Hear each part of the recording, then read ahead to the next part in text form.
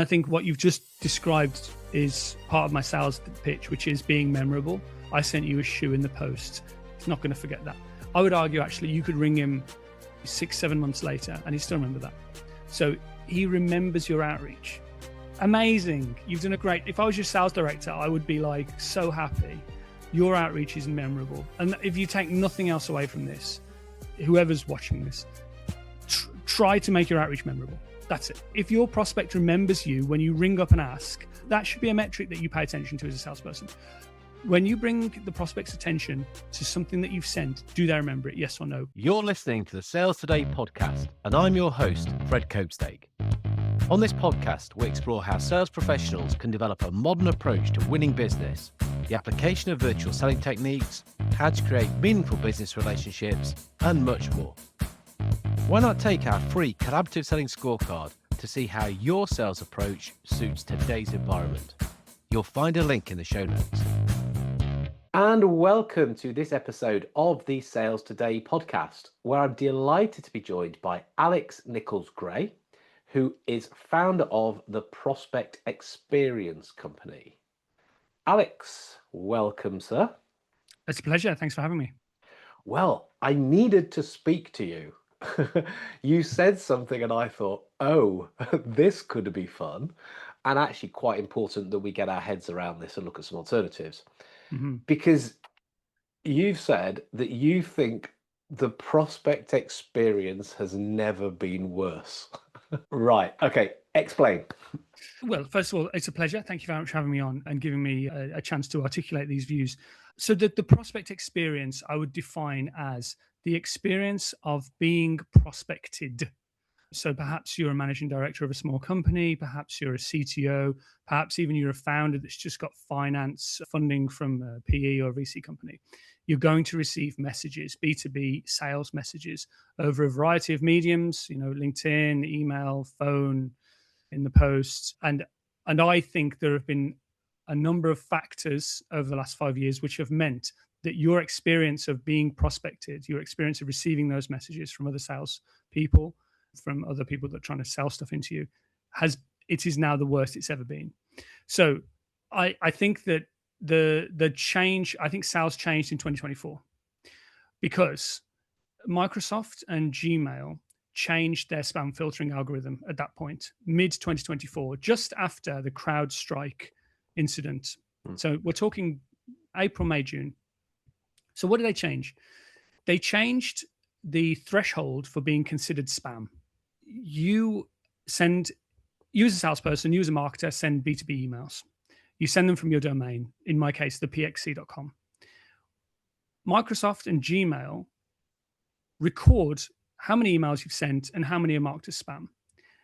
And now, if more than 0.6% are marked as spam, you will suffer long-term deliverability issues. The question really is, why did they do this?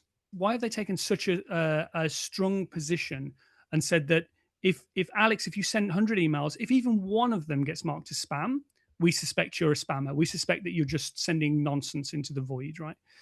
So I think I would put forward that there are two main reasons. The first is the incidence now of automated email systems. Now everybody has HubSpot. Now everybody has Outreach.io. Everybody can send emails. 10 years ago, 15 years ago when I was starting out, if you knew how to do a mail merge on Outlook, you were quite far ahead of the game. And you could do a genius.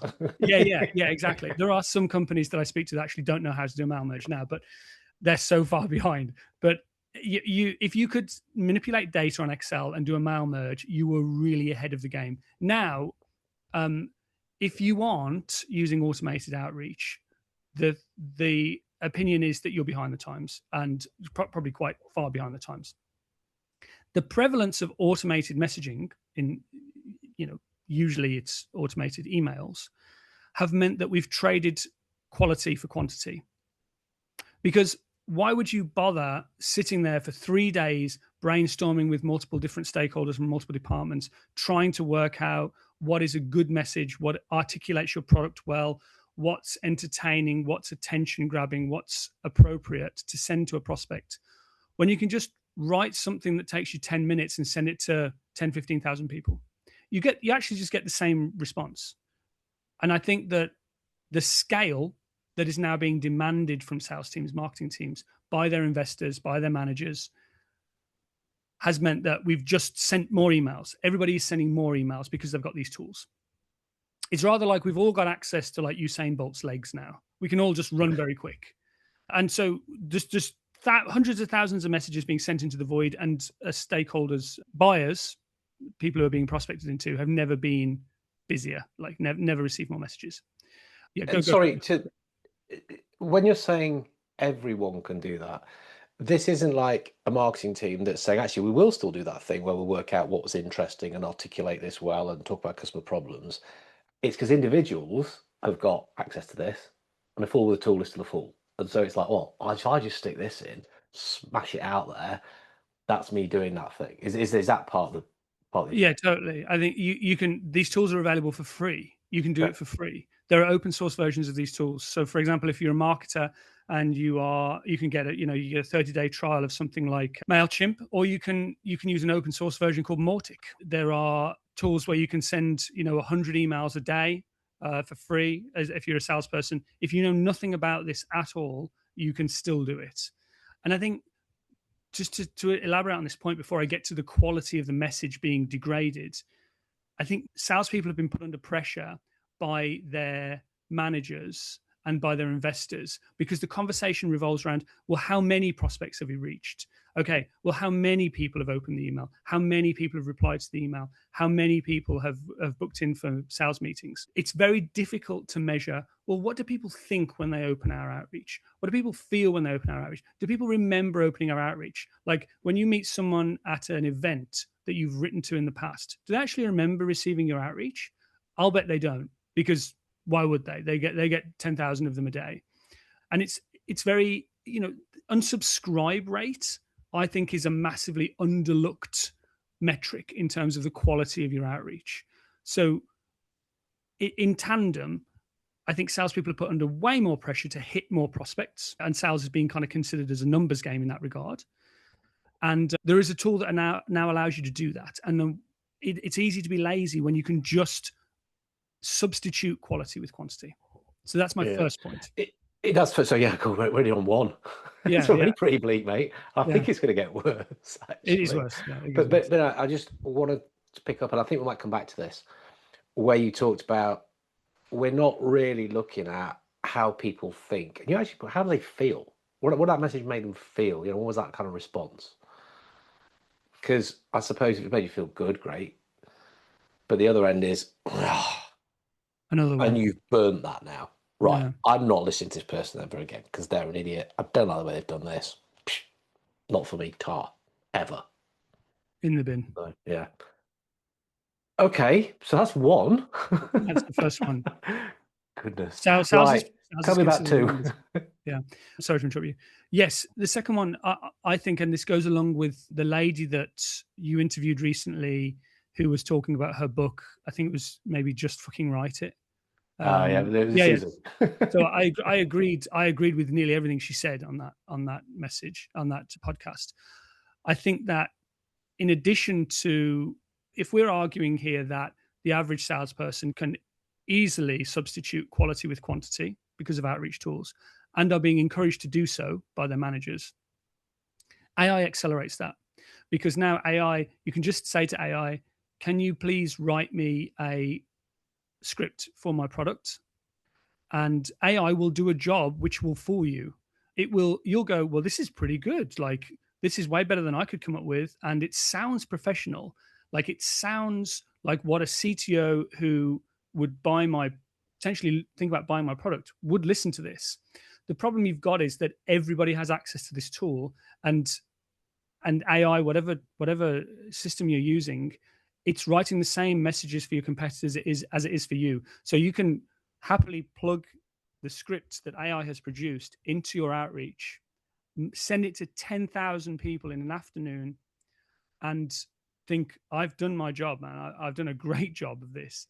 And and then you'll sit there and have a chat with your sales and marketing team as to why you've got 0.3% response rate, 0.1% response rate, something like that.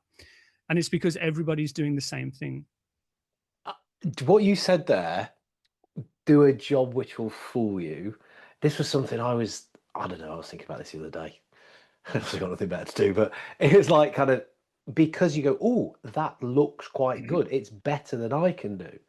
Well, yeah, because what you were doing wasn't very good at all. Yeah. This almost by definition is average, because it's picking from what kind of everyone else has done, which sort of works.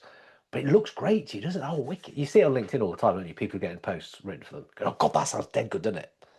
Yeah. And you read it and go, not really, because that's written by AI. You can tell by the patterns in it. Yeah, exactly. Yeah. Exactly. Yeah. As I'm not a marketeer, but even I sit there and look at the TV and look at the adverts between whatever I'm watching and think, Christ, how deep AI has already infiltrated people who sell cars, people who sell holidays, all the messaging seems to sound the same on adverts. Well, the other thing is when you it's fooling you and you're looking saying, hey, this is really good. I mean, I've been running training courses. I encourage people to use it to help them try to get their heads around stuff and to make stuff more concise or whatever. And we'll do some exercises online. I'll say, right, post into chat, and someone will put something. I go, used AI, didn't you? Yeah. I said, oh, sorry. I said, no, don't be sorry. It's good. Just go back to it and now ask it to rewrite it, but put the customer problems first, not your company. Yeah. So even the AI is writing it because you've asked it to do it like that, it'll do what it's told. I mean, that's not very good. There you go. Well, it's already better because you've led on problems. But so could other people. Totally. I think we've outsourced our ability to think to AI, and it shows itself in many different regards. The lady that you were talking to last time on the podcast was, I think, of the same opinion. And regaining our ability to be creative and show personality and put in hard work to our outreach is what I'm arguing for. Yeah. Cool. Right. So it's never been worse. Because I think it's never worse. We've got all these things which are there to make it better. Yeah. Exactly. Kind of ironic, isn't it? Yeah. But because of this, it is just bloody noisy, and people. I mean, I get a ton of stuff. I'm silly enough also to put founder on my LinkedIn profile, so I'll get a ton of stuff, and it's just, God, it's all the same. Gone, delete. Well, do we just pack in then and give up? Is that it? Do we crank up the volume even more? Smash out even bigger volume, which I think is some people's solution. Or what stuff can we do to just be better? So this is a great question, and I think like a lot of sales teams are concluding that what they need is more domains to spread the risk of your domain being associated with spam across many domains. I need more email addresses. I need email addresses on Zoho, on Microsoft 365, on Gmail. We need to send 25 emails a day. We need to send them from different people's names. We need to this and that and the other. Warm up the inbox emails, or something. I saw someone talking about this the other day. Warm up the emails. I'm telling you, I devoted probably 3 years of my life to looking at email deliverability because it was kind of my job before I started the Prospect Experience Company. The only thing that matters is how often you're being marked as spam. That's it. That is the only metric. If Microsoft and Google think that you're spam, there's nothing you can do. There's almost nothing you can do. And I'm not talking about Google being like at gmail.com. I'm not talking about, some people mistakenly sometimes think, well, it's okay because I'm not emailing fred.copestake@gmail.com. I'm emailing my company email addresses. That's what I mean. Google Workspace, Microsoft 365, that kind of thing. So I think the answer is not in trying to beat Google and Microsoft at email deliverability, because you won't. I think the answer is doing what sales has always been, but doing it better. So the prospect experience, I would define as I defined it earlier, but I would define it as containing three separate things. The first one is you want to show the prospect that you've worked hard to deliver the message to them. That you want the prospect to think, okay, well, this person's putting some effort to get to me, because effort is so lacking for the reasons I've outlined. So you want to put some effort in. The second one is creativity. You do want to do something that shows them they're not just a number or a line in your spreadsheet. So you want to do something that's creative, that will capture their attention, maybe even make them laugh. Do something creative because it's memorable. And then finally, you want to show some personality, because AI has taken over. I don't want to be too cliche, but AI has taken over much of the thinking around the generation of sales outreach. It doesn't have a personality. It doesn't. And if you can show a bit of personality in your outreach, I think that you'll benefit massively. So hard work, creativity, and personality are the three things that we build our outreach around. It's funny. So I've seen that expressed slightly differently, but as core concepts, and embraced it and thought, right, so I'm going to send video, native video in LinkedIn. I am going to record every single one. So I can call the person's name out and it's me doing it and whatever. And I'd worked out what I was going to say. It's around their problems and just did that. Did five a day. First couple responses I got back are, that's cool. What AI are you using? Yeah.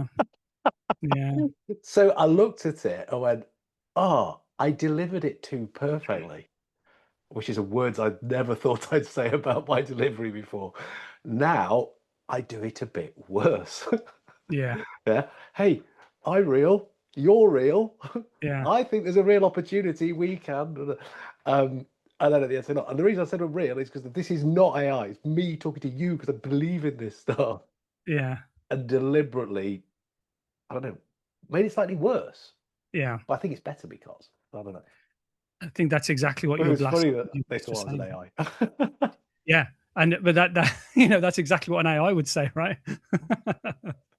Well, yeah. No, what's this new one you've got? No, it really is me. I'm dull enough to sit there and record 5 videos a day. Yeah. So work hard, be creative, and bring in a bit of your personality. Yeah. So, okay, so video, we can do that because, again, you're on screen and you can bring yourself to the party.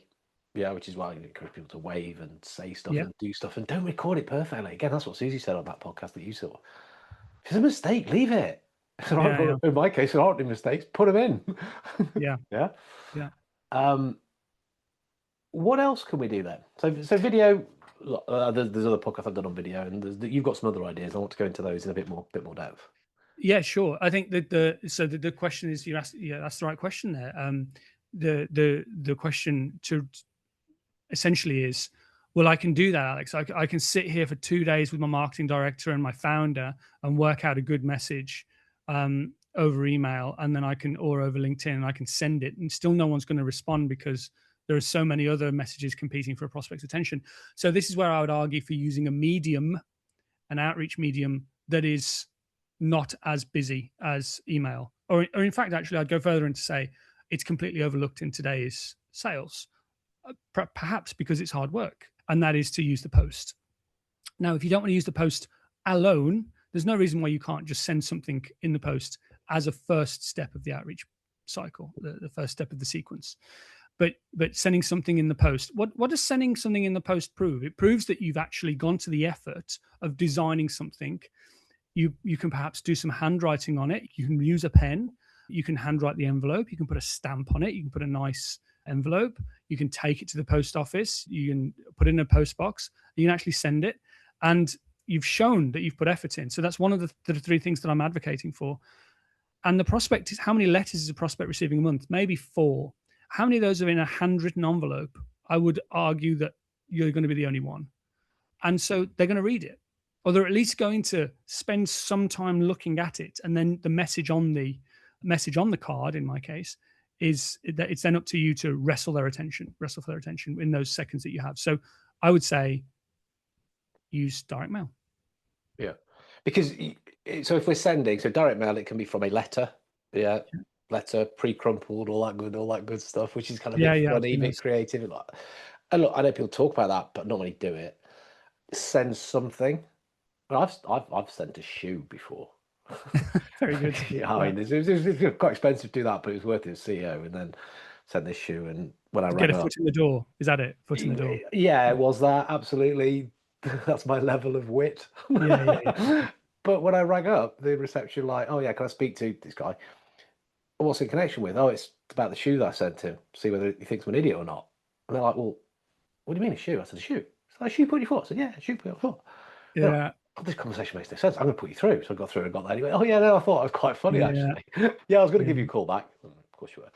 But we're in. So we could go letters and things, or we can start getting funky. And I've sent little sweetie packets and stuff and whatever. But you said you send a card.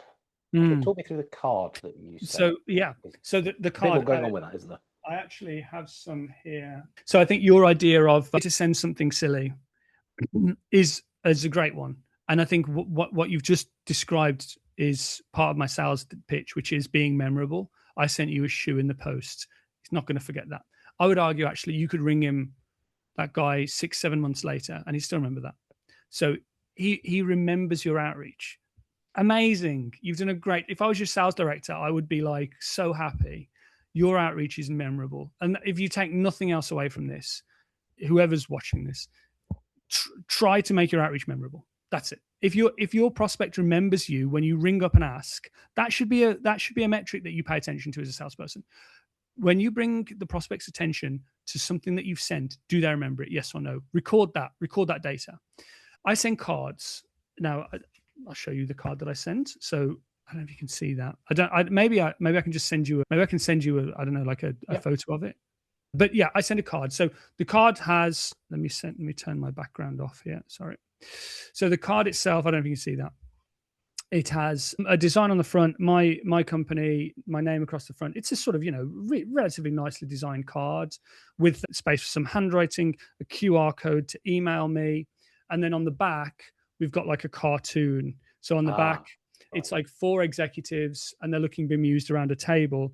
And it says, we still no response from the guy that we sent all the spam to. Okay, keep going. He will crack eventually. Something like that. So, and with that, I put a tea bag in there and put in a nice envelope, handwrite the envelope, send it through. Your job is not to send something amazing here. It's the quickest, I would still advocate, quickest route to the line of being remembered. I'm the guy that sent you the tea bag and the cartoon. I have conversations with people 6-7 months after sending it and they still remember it. So sending a shoe is a fantastic idea. And like, I love the idea of ringing up and saying, I just want to see if you think I'm an idiot or not. That's great outreach. I really like that. Quite high risk, but well thought, because I did actually know the guy to a degree and that wasn't so risky. I wouldn't kind of probably do that for everyone. Which is why I'm thinking this card idea is looking very smart. Yeah, I think just to tack on to the end of that, there are companies out there that will send a bottle of expensive champagne to your prospects. There are companies out there that will send a coconut to your prospects with saying, "Hey, you'd be nuts. I don't know, you'd be nuts not to have a conversation with me," for example. What I'm trying to do here is position myself in the middle of those two areas. I want to send something that's still professional enough that an executive would take the time to look at it and not think, this is, could I see us sending these cards to grab people's attention? I want the executive to go, well, yes, I could. They're not offensive. No one's going to mistake this. No one's going to think we're a startup that sends coconuts through the post. And likewise, we're not going to send expensive bottles of whiskey and scotch to the post because I don't want people to think that we're bribing them of their time. Yeah. And so trying to get in the middle of that, no one's going to waste your time over a tea bag. People are still going to say, if they're not interested, they're not interested. They're not going to come back to you, or some nice coffee through the post, And also sending a tea bag or a nice coffee bag doesn't add anything to the postage. You're still just paying, this is one first class stamp, so I can keep the costs relatively low. Okay. And so just go back to that card then. You've got you've got some message printed. Yeah. Would that be the stuff about customers' problems? You got the space where you're going to write, because again, handwritten, effort. You've done something here. The cartoon, humor, creativity, that kind of stuff. Yeah. Yeah. So that was the question. So the text on there, that's kind of indicating just a little bit more depth of, I understand what your problems are. I think. So that's it. What I'm writing here, as you said, like, attack the problems of the person that you're writing to. Sales. So this first bullet points, 3 bullet points. That's all. If you can't articulate your business in 3 bullet points, then perhaps you're not taking into account how busy prospects are. First bullet point is sales outreach shapes your brand. Before someone buys your product, they experience your sales team and their outreach. Yeah. This sets the tone for how serious, differentiated, and credible your company feels. It should not feel generic or automated. Second one is prospect silence is not neutral. Prospects that ignore outreach do not show up in reports and dashboards. Repeated forgettable contact erodes attention, weakens trust, and reduces the likelihood you're considered when timing aligns. And finally, effort, creativity, and personality. Memorability comes from visible effort, original thinking, and a clear sense of identity. That's it. Cool. With the little picture on there. Yeah, no, I like that. And so you're sending with a stamp, first class or second class? It's always first class, never send second.